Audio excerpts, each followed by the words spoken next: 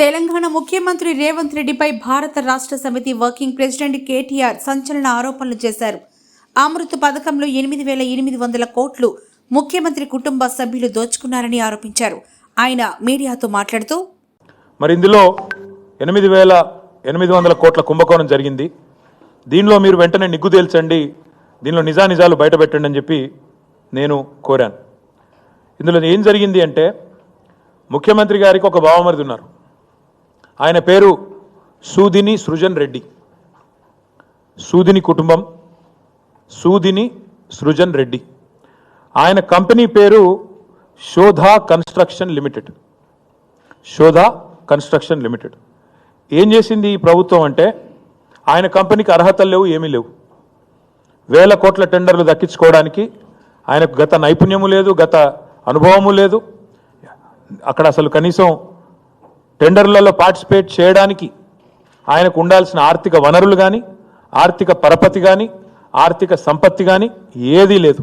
అందుకే ఏం చేశారంటే, ముఖ్యమంత్రి గారి డిపార్ట్మెంటు ఆయన స్వయంగా జోక్యం చేసుకొని ఈ పబ్లిక్ హెల్త్ టెండర్లలో ఆయన చేసింది ఏంటంటే, Indian Hume pipe company limited, IHP అంటారు దాన్ని అడ్డం పెట్టారు.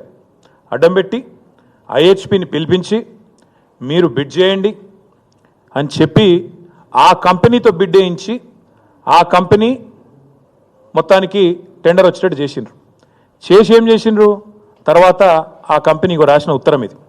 ఆ కంపెనీ సెబీ నిబంధనలకు అనుగుణంగా, సెబీ రెగ్యులేషన్ 30కి అనుగుణంగా, ఎందుకంటే అది లిస్టెడ్ కంపెనీ, స్టాక్ ఎక్స్చేంజ్లో, నేషనల్ స్టాక్ ఎక్స్చేంజ్లో, బాంబే స్టాక్ ఎక్స్చేంజ్లో అది లిస్టెడ్ కంపెనీ.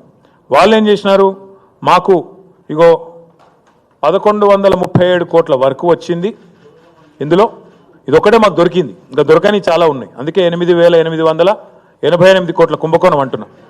ఐహెచ్పి అనే కంపెనీ వారు ఎన్ఎస్సికి బిఎస్సికి ఏం రాసినారంటే, ఈ 1,137 కోట్ల వరకు నాకు తెలంగాణలో water supply projects and sewerage projects under Amrit 2 by government of Telangana మాకు వర్క్ వచ్చింది.